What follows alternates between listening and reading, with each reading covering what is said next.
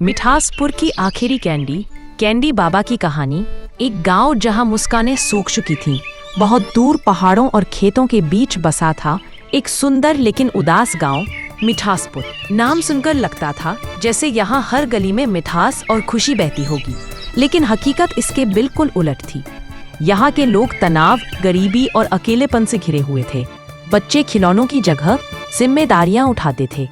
माँ बाप खेतों में झुकते झुकते थक चुके थे, पर पेट भर रोटी मुश्किल से मिलती थी। बुजुर्ग जिनके पास सुनाने को कहानियां थीं, उन्हें सुनने वाला कोई न था।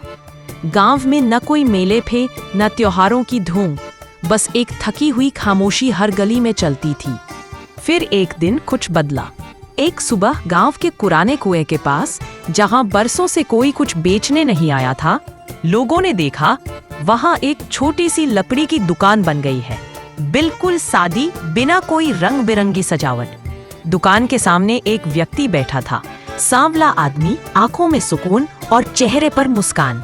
दुकान पर टंगा था एक हाथ से लिखा बोर्ड, मिठास नहीं बिकी, बांटी जाती है।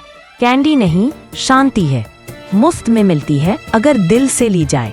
पर किसी ने दिल से लिया और जादू शुरू हुआ। गांव का सबसे छोटा बच्चा था शिबू, छोटा, मासूम और हमेशा भूखा सा। उसने वो कैंडी उठाई, बाबा की तरफ देखा। बाबा मुस्कुराए और बोले, बेटा चाहकर देख, ये कैंडी बाहर नहीं, अंदर मीठी लगती है। शिबू ने कैंडी मुंह में रखी और उसकी आंखें बंद हो गईं। अगले पल उसके चेहरे पर पहली बार वो मुस्कान आई जो शायद कभी थी ही नहीं। वो भागा भागा माँ के पास गया और बोला, माँ, ये टॉफी नहीं है, ये कुछ जादू है, जैसे अंदर कुछ हल्का हो गया हो। धीरे धीरे पूरे गांव में मिठास फैलने लगी। अब हर दिन कोई न कोई उस दुकान पर आने लगा। हर कोई एक एक टॉफी लेकर लौटता और कुछ बदल जाता।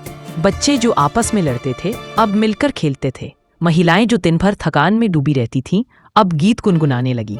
बुजुर्ग जो चुप रहते थे, अब बच्चों को कहानियां सुनाने लगे। कैंडी बाबा का असर सिर्फ स्वाद में नहीं था, वो मन में जाकर कुछ खोल देता था जो हम सब ने भींच कर रखा होता है।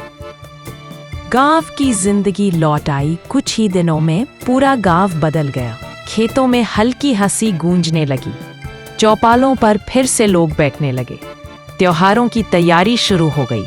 लोगों ने बाबा से पूछा, बाबा आपने कौन सा जादू किया है?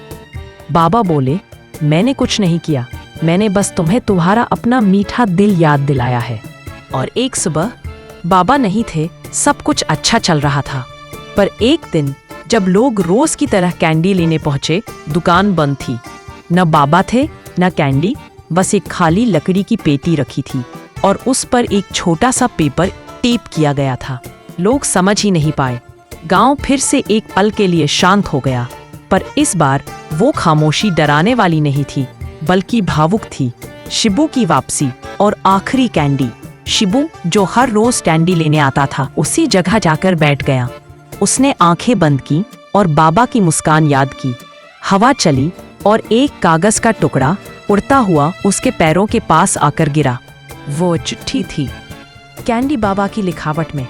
प्रिय शिबू, जब तुम्हारे गांव में फिर से उदासी छा जाए, जब लोग मुस्कुराना भूल जाएं, जब बच्चों की हंसी धीमी पड़ जाए, तब मैं लौटूंगा, मिठास लेकर, वही कैंडीज लेकर जो मन को छूती हैं, और वो सुकून वापस लेकर। क्योंकि जब तक दुनिया में उदासी है, कोई ना कोई कैंडी बाबा जरूर होगा। तुम्हारा कैंडी बाबा। शिब्बू की आंखें भर आईं, लेकिन चेहरे पर वही सच्ची मुस्कान थी जो कैंडी बाबा उसे सिखा गए थे। अब क्या होता है? अब मिठासपुर में हर साल मिठास दिवस मनाया जाता है। सब लोग एक दूसरे को एक टॉफी और एक अच्छा शब्द देते हैं। स्कूलों में सिखाया जाता है, मिठास का असली स्वाद मन से आता है, मुंह से नहीं। और शिब्बू अब बड़ा हो गया है। वो अब उस दुकान को संभालता है और बच्चों को कैंडी बाबा की कहानी सुनाता है। कभी कभी जब हवा में हल्की सी तुलसी और चंदन की खुशबू आती है, तो लगता है बाबा अब भी वहीं कहीं है। असली मिठास किसी चीज में नहीं होती, इंसान की सोच में होती है। जो लोग बिना कुछ मांगे कुछ देते हैं, वो सबसे अमीर होते हैं। और याद रखना, कभी अगर दुनिया से मुस्कानें कम हो जाएं, तो कोई कैंडी बाबा जरूर वापस आएगा।